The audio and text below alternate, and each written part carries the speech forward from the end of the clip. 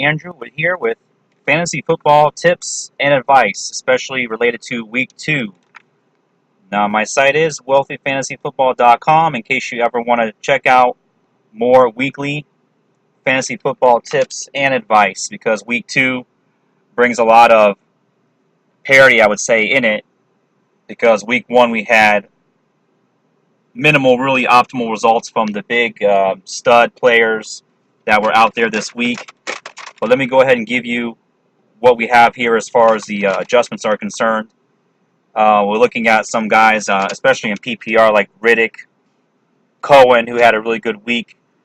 We don't really want to rely on him, and I go ahead and give you that major tip of application for this week, is that basically you never chase after the top performers when it comes to the previous week, unless they are super studs. You will lose.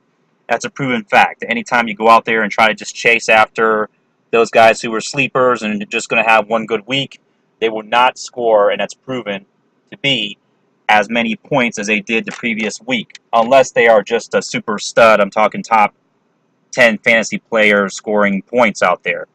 So that's important to keep in mind. These are some of the players, though, you can look to be able to, such as Riddick, Cohen, Tolbert, Aguilar, Wright, and Cup. You can generally make some adjustments like on a season-long league.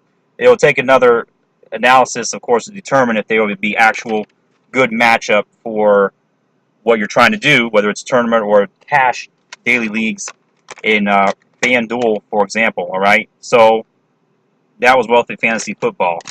But what I like to do here on FanDuel, for example, is take a look at what I did last week, which wasn't a great result, but within the top 20% at least of contests that was there. The name of the contest was the 1000 Sunday NFL Week 1 free play, for example. Get in on these free contests. You can't lose on FanDuel especially. So, as you can see here, the connection I made that as a stack, which I love to do, of Tyrod Taylor along with Charles Clay, was not a bad play.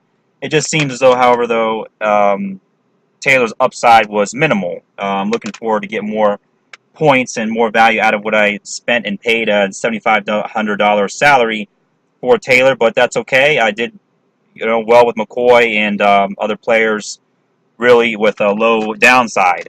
So, in making my adjustments, though, what I'll look at is find a defense that has more upside this week and try to focus on that aspect of improving my game, as well as upside, of course, on with receivers, quarterback, and running back. So the tight end position, I'm kind of happy with if I just do that again and not paying too much. Below 5K for a tight end is fine with me on my strategy. So I will just adjust that and go accordingly. As far as another great tip here, you want to just decide on the teams and the players that you think other people are sleeping on. Never listen. Well, you may, of course, want to look out on what the experts are saying out there only for the purpose of finding out what everybody else is expecting and trying to do on their fantasy teams. What I use to gather a lot of this information is on Draft Dashboard. You can go to the site if you want to just go to DSFFreereport.com. That was DFS, as in Daily Fantasy Sports, freereport.com. And go ahead and get your further free report on some other specific analysis that I go through in choosing my fantasy lineups. It gets more in-depth in detail there as well. But basically, this has information including the percentage owned. Now, this is a percentage owned taken from many of various sites such as Yahoo, ESPN, and so forth on daily leagues. Because it's impossible, it's kind of like a poker game match where you don't know what other hand the other players are playing with. So therefore, you're competing against them directly in that way. So, but with this tool, at least, you can see very easily at your fingertips the percentage owned in most. As you see, a high, of course, for Aaron Rodgers ownership, and in the lowest on the screen here, I'm seeing Terrence West, a pretty low ownership at 50%. Now, that may continue on for a little while in daily fantasy leagues, especially with the Baltimore situation. You have Woodhead, who's hurt, and Buck Allen getting a lot more carries. So just another tip there to consider, especially in daily fantasy PPR leagues such as this. And so also there's a lot more of abundance information on this site. If you sign up through that website, there's percentage of snaps, percentage of touches. Of course, also you can gather the players as in the right here targets as well as rushes, average per game. Okay, that the player is getting receiving. You want to try to be above 7 targets and above 15 total touches. That's how running back goes in this particular column here. It's running rushing attempts, actually that's rushing attempts per game. Okay, so you want to try to be at 15 in any case there, or at least 10 if you're just looking for a receiving type back that can get you a lot of total touches in as far as that goes. But another important tip, just try to go with the beginner intermittent lineup on the FanDuels in particular. That way you don't have to compete with too many. If you're paying $1, in cash games, you can try to keep going in that way with just a $1 investment and try to win out just to be in the top 50% or so. You don't have to get players that are so much needing the upside. You just want to get good value out of good players to win some contests there. Also, decide on the teams and that you think people may be sleeping on, as in many people's. These are players here, for example, all that have really good matchups.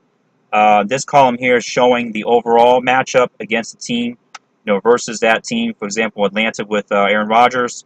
But this column here is also showing the defensive rank against quarterbacks. So that's what this team has allowed, which is a lot of points versus a quarterback, that particular defense. So keep that in mind, especially when visiting and signing for a free trial. It's 1 month free trial on this site. You can cancel if you need to. And working my way down, though, this particular list, just trying to get it to scroll down, for example, farther.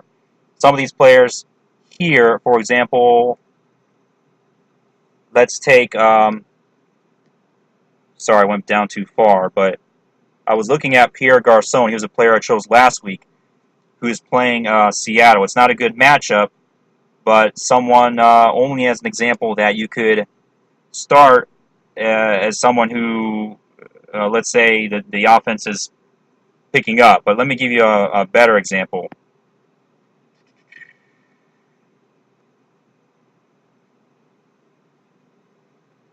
Let's take Rishard Matthews. He's a guy that a lot of people are sort of sleeping on and doesn't have a great matchup as a 13th ranked opponent defense in fantasy and the 6th ranked at his position. Not a lot of people are expecting this player to do well against the Jacksonville defense, who did very well statistically in fantasy last week.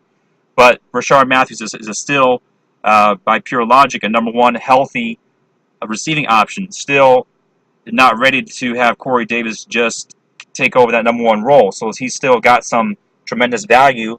And as you can see here, the point projection, 8.4, is okay for like a $1 50% or multiple income entry contest.